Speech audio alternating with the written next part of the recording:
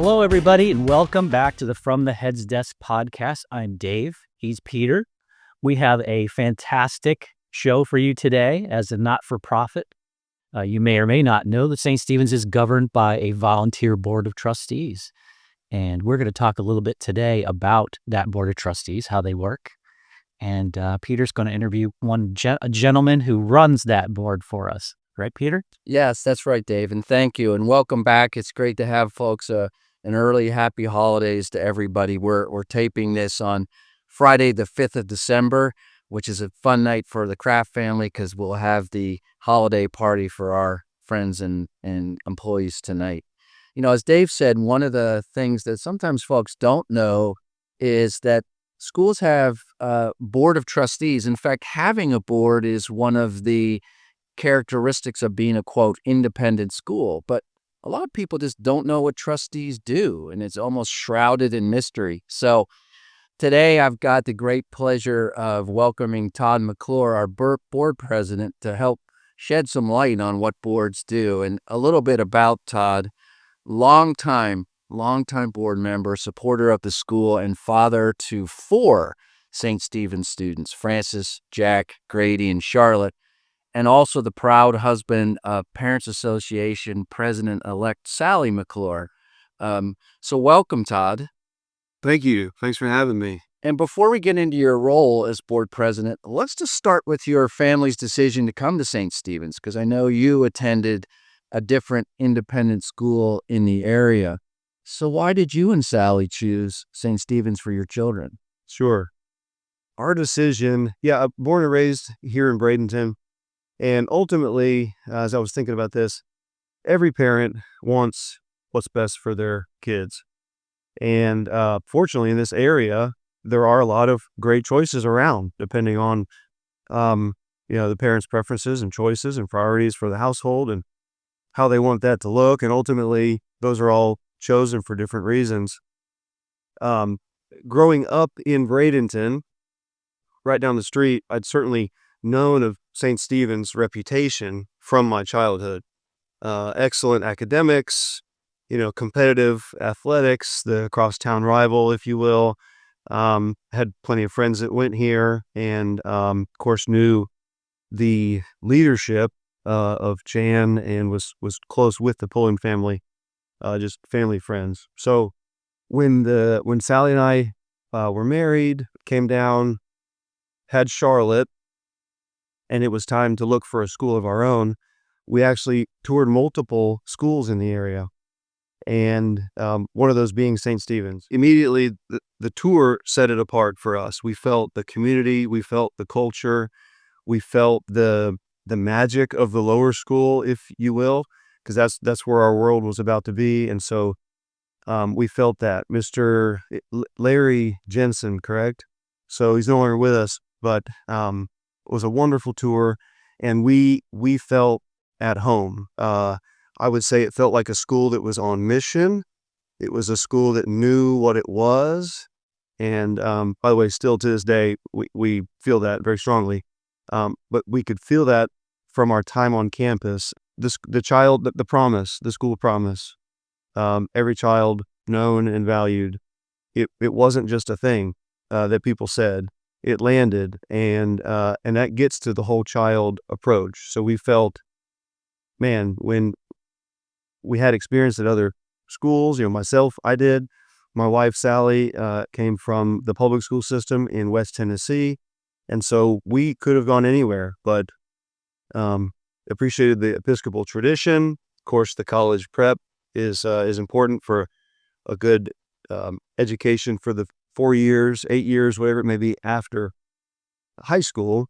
But treating the whole child goes even beyond that. And now, as in a leadership role myself, I do see the importance of the leadership, both front and center stage and behind the scenes with Jan and now Peter with you. I realize that all those things click and hum along from the top down. Todd, you've worked on the board for quite some time, and you've gotten to know how they work. And honestly, what boards do and don't do. But this is something that a lot of folks don't know. So, I'm just wondering, could you give us a brief overview of, how a board of trustees works and what specifically is your role as board president? Sure. So, and I think the misunderstanding or the lack of clarity is understandable to a certain degree, because the word board can be defined many different ways depending on the type of organization. The hospital board is different than a bank board, which is different than a school board here for this school. So the easiest way to summarize it is that the board has one employee, and that employee is the head of the school. The head of the school is in charge of operations, and the board is in charge of strategy, the mission, the survival of the school, its major decisions, and its leadership. It is also a partnership with the head and key admin, to where those decisions are made in conjunction at committee meetings and board meetings. But ultimately, it's the board's job to make sure that the school is here, not even for our children, but for our children's children. Yeah, that's a great overview, Todd. And we'll hit a little bit more on some of the specifics. But I know Barbara Hodges, who you and I have both had a chance to have some really great conversations with. Barbara is the head of the Florida Council of Independent Schools. She's the executive director, and that's what she talks about. She talks about the boards really are the stewards of the future. And you've certainly had a major role in that in the past.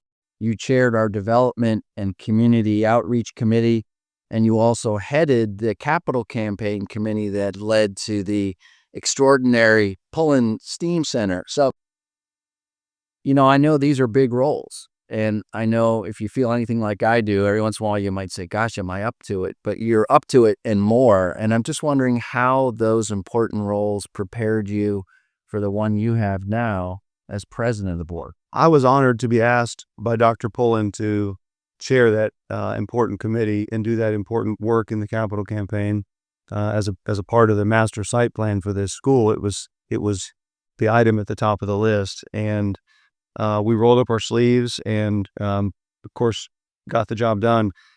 I enjoy relationships. I enjoy the community and meeting people and understanding what people do and what they love about the school. And so that it comes naturally to me, and I'm happy to, help in any way. When I became a board member and got to see, like we just discussed, how a board works, the different committees, the importance of each committee as a greater part of the whole.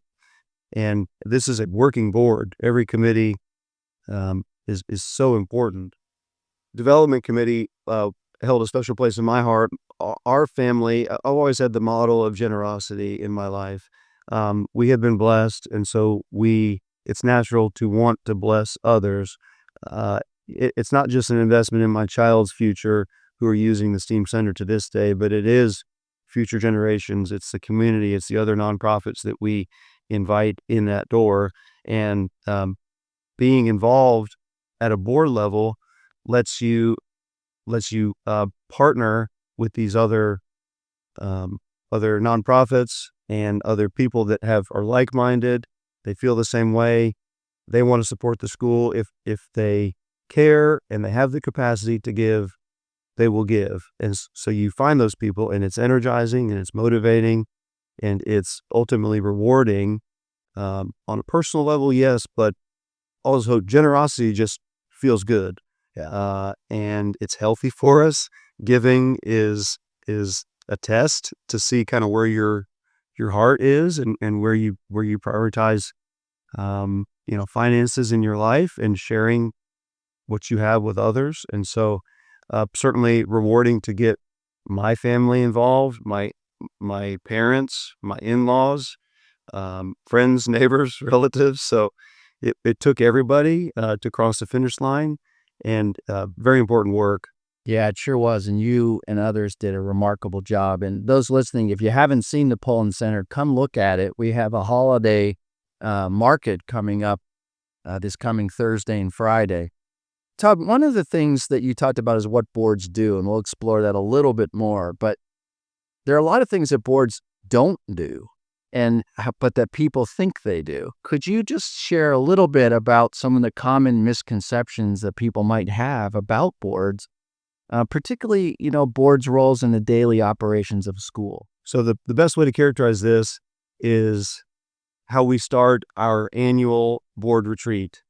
A new board member will be onboarded through a long, day-long retreat before the start of the school year. And we start out by saying, if you are in this room because you think you want to hire somebody or fire somebody, or you don't like a way things are done, or you want to run the school, we're kind of tongue in cheek, but if this is why you're here, this may not be the place for you. And it's easier sometimes to describe what a board member can't do or doesn't do in that role than what they do perform, as a board member. So staffing decisions, program decisions, anything operational that Peter and his staff are running are areas that we're in communication on, we're in partnership with as a trusted friend. Peter and I do discuss operational items and things that do come up, but ultimately that's the head's decision. So curriculum, teachers, sports programs, that sort of thing is operation. It's really easy. Strategic versus operational. Yeah. You put them in those two categories. Yeah, that's well said. And let's talk about that. There are two areas that you've already referenced. One is strategic planning. I want to circle back to that in a second. The other is the evaluation and hiring and support for me. And it's extraordinary, I can tell you that.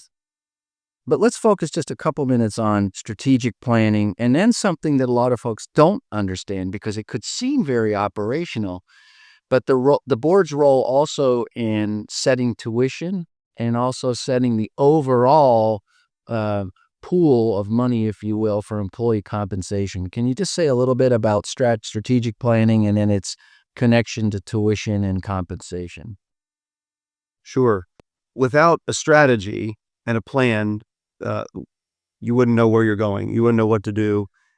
With that strategic plan, we also recognize that we have to pay the bills. And in a lot of ways, a school as a nonprofit is still run like a business. And you wish you could do everything all the time with endless means to do so. But there's a bottom line, and there are limits to the things we can do. There's the limits to the things we can charge people, pay people. And so finding that balance is an annual exercise where everything is laid out on the table and it's weighed and tough decisions are made, but ultimately the right decision for the future is what's made. Yeah. And I got to say, the board is extraordinarily thoughtful about those kind of conversations. They take a lot of our time, as they should, and just really, really thoughtful. So I'm going to give you a double-edged question here, Todd. As you know, because I call you a lot, we have weekly meetings. I ask for and receive your advice, your wisdom. We're talking about probably 5-6 hours a week, and you have a job. But what do you love most about the position? And then the flip side, without getting too far into the weeds or divulging anything that you shouldn't or don't want to, what have been some challenges in the role for you already? But let's start with the good stuff. I mean, what ultimately brings you joy in this role? Yeah, so I think giving back, offering that relationship, that partnership to you, Peter, but also the school where my kids go, just to be involved.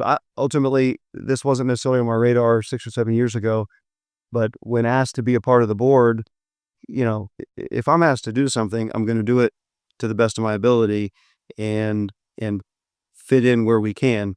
We live close by, feel like we can share our talents in ways that school leadership sees fit. I appreciate the weight and the value of being a representative of St. Stephen's out in the community. I myself have been in this community for a long time, and so I feel that important role as a representative, now as the president, but even as a board member or just a parent. You put that sticker on the back of your car, and to me, it means something coming from a family business where your name means something. It's your brand, it's your label, it's what people see and learn to trust. And so it was a very natural. I got involved with the garden at first, the lower school garden, and once you get on campus, it's you want to keep doing more and more for the school that you love and where your children go to school, and Yeah. share your gifts. I love that. And I love the fact that the pronoun you kept using was we. Your wife Sally does extraordinary work. In fact, as we're sitting here taping this, she's over getting ready for the book fair. But your children really add a great deal to the community as well. So it's a cliche, but in your case, it's true. You really are all in. Any challenges that you feel comfortable sharing? Again, because it's not all easy. Although you've made it look awfully easy in your first 6 months on the roll. But Oh gosh. Well, yeah, thanks. I think I'm most proud about the transition from Dr. Pullen to you. I had the privilege of being on the board before and after, and a part of the search committee, and then the welcoming committee. I forget the name now, but when you came that first year, when Jan was still here, you came on multiple visits, and we really built that relationship, but also was able to have a seamless transition for the children, the parents, and the staff. That really, with a school like ours, with such longstanding leadership, to have a new head come in, you want that transition as seamless as possible. My own adjustments to chair life. I mean, you do talk about the time, and yes, I do have to be more efficient in other areas. Maybe less downtime during the day if there's a Zoom meeting where I would have maybe taken a lunch or something. But I do drive between properties a lot for work, and so there's a constant hum in the back of my mind about good things that are happening at the school, and strategic ways to put the puzzle pieces together, if you will. And then, Peter, when you and I talk at least every Friday with a large agenda, but multiple times a week, and there's so many interesting and rewarding things happening here, that it just becomes a part of what I think about as I invest my time, and also my thoughts as well, and my mental load. So I think if you're willing to go behind the scenes as a board member, or someone who gets more involved, I thought about this. At times it can be a bit jolting in the beginning, because you're seeing, like at Disney World, you're seeing Mickey Mouse without his costume on, and you kind of if you let it, or you have the wrong motive. I think the motive is very important. Why you're volunteering, why you're serving. We didn't touch on that earlier, but our board members, their motive is to serve and to help and to get to work and to better the school. And we have a really good board right now, and through the governance committee, I think that pipeline for future board members is stronger than ever. yeah, But Mickey Mouse without his costume on can be a little disconcerting if you think that's all there is, and then you start tunneling down into that, instead of thinking about the magic. And the actual operation is for the kids. It's beautiful, it's wonderful. It can get a little sticky sometimes. It's emotional. A school is not just a for-profit business, and it's emotional. It can get challenging at times, but to not let that sway you, to be an anchor through those tough times, and preserve the magic, and preserve the experience, and the mission that the school is on, despite the back office, how the sausage is made, stuff that is more important than people think. yeah. I don't know if I'm the Mickey Mouse in that analogy, but if so, I'll take it because I actually no. All kidding aside, I do think there's a lot to that. That when you see the behind the scenes, you can look at it one of two ways. You can look at it as a disappointment, or you can look at it as, wow, there are all these hardworking people who work extremely long hours and do incredible work to present what you see. And what I often say at events is there's no magic fairy that creates those. There are people spending their time and effort, including you, Todd, and Sally, and your family. So you talked about pipelines, people who may have an interest in becoming a board member. If someone's listening to this podcast, maybe a parent or a grandparent or an alum or a former parent or even just somebody in the community, and they want to learn more about what maybe would be the next step for them to become a board member, uh, how might they get more involved and what might they do?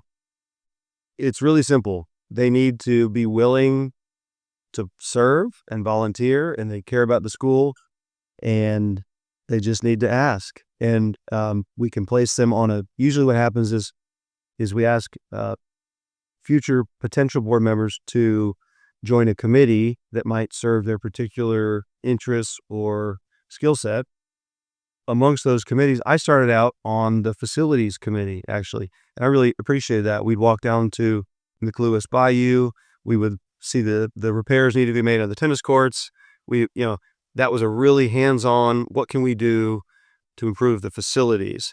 And regarding that, we're just about to undertake a large reserve study, which is going to help us project out our entire need for infrastructure and Upkeep.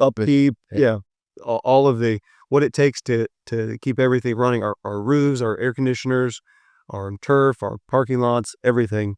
And so that's facilities committee. Governance, also very important. And so someone who wants to get involved, reach out to myself, reach out to Susie Bracken, who's the chair of governance. We can place you in a committee first and see if it's a good fit, and get you in the board pipeline. Yeah, that's great, Todd. So again, I hope some people listening to this are interested. As Todd made it, I think, very clear. Yes, it's real work, but it's also not only meaningful, but I think it's enjoyable. So, Todd, thanks. I know you got to run the work, literally, but we appreciate you and your time, and appreciate everybody listening. And again, happy holidays to all. And I hope we'll see you at the holiday market coming up at the end of this week.